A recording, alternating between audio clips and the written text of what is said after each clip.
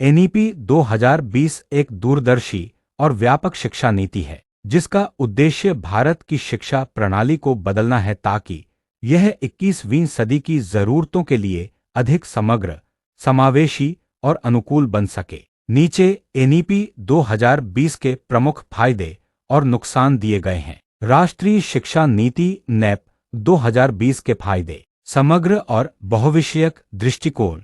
NEP पारंपरिक कठोर प्रणाली के विपरीत एक व्यापक बहुविषयक शिक्षा पर केंद्रित है जो रचनात्मकता और आलोचनात्मक सोच को बढ़ावा देती है। छात्रों को कला, विज्ञान और व्यावसायिक प्रशिक्षण सहित विभिन्न विषय क्षेत्रों से पाठ्यक्रम चुनने की छूट होती है। प्रारंभिक बचपन की शिक्षा और आधारभूत साक्षरता पर जोर।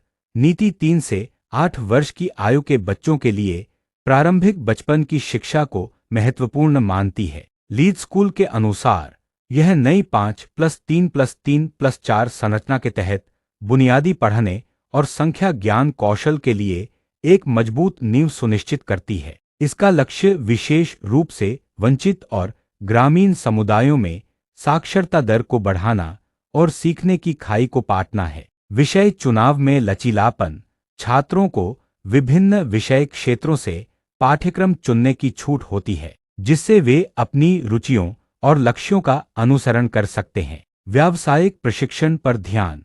एनईपी 2020 एक कुशल कार्यबल के विकास में व्यावसायिक कौशल के महत्व को स्वीकार करती है। इसमें कक्षा 6 से छात्रों को बढ़ईगिरी, कोडिंग और यहां तक कि खेती जैसे व्यवसायों में व्यावसायिक शिक्षा देना शामिल है। शिक्षा में प्रौद्योगिकी का समावेश।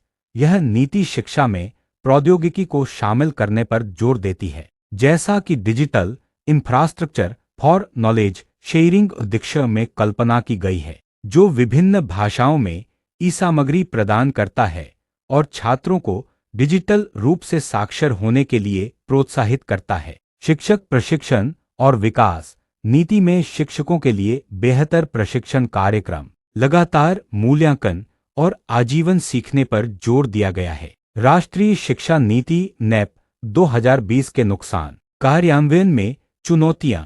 भारत के विषम सामाजिक आर्थिक वातावरण को देखते हुए एनईपी के महत्वाकांक्षी लक्ष्यों को लागू करने में कई बाधाएं हैं। विभिन्न राज्यों में जहां बुनियादी ढांचे और संसाधनों का स्तर अलग अलग है, नीति को समान रूप से लागू करना चुनौतीपूर्ण हो सकता है। भाषा और शिक्षा का माध्यम। कक्षा 5 तक मातृभाषा में शिक्षा को प्रोत्साहित करने के बारे में एनईपी की सिफारिश विवादास्पद है। यह उन छात्रों के लिए समस्याग्रस्त हो सकता है जो उन राज्यों या विदेशों में अपनी शिक्षा जारी रखने की योजना बना रहे हैं जहां अंग्रेजी प्राथमिक भाषा है। शिक्षकों की कमी और गुणवत्ता नियंत्रण।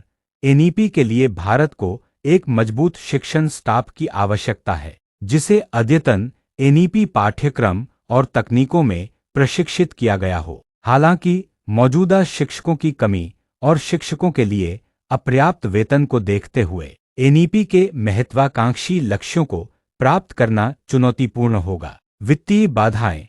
एनईपी को लागू करने के लिए पर्याप्त धन की आवश्यकता होगी, विशेष रूप से डिजिटल सामग्री, बुनियादी ढांचे के उन्नयन और शिक्षक प्रशिक्षण के लिए। अपर्याप्त धन के परिणामस्वरूप एनईपी के दृष्टिकोण का केवल आंशिक कार्यान्वयन हो सकता है। अस्पष्ट कार्यान्वयन रणनीति। नीति में बदलाव के लिए साहसिक सुझाव दिए गए हैं लेकिन यह वहां तक कैसे पहुंचा जाए इसकी विस्तृत योजना नहीं दी गई है। इस अनिश्चितता से शिक्षकों, छात्रों और शैक्षणिक संस्थानों के बीच गलतफहमी हो सकती है जिसके परिणामस्वरूप राष्ट्र भर में असंगत कार्यान्वयन हो सकता है। अवरचनात्मक चुनौतियां। शिक्षा के डिजिटलीकरण पर जोर के बावजूद ग्रामीण क्षेत्रों में और आर्थिक रूप से कमजोर पृष्ठभूमि वाले छात्रों के पास प्रौद्योगिकी तक पहुंच की कमी हो सकती है। निष्कर्ष। एनईपी 2020 भारत की शिक्षा प्रणाली के लिए एक महत्वपूर्ण कदम है। यह समावेशिता, रचनात्मकता और तकनीकी एकीकरण पर केंद्रित है जिसका उद्देश्य वैश्विक स्तर के लिए एक अच्छी तरह से तैयार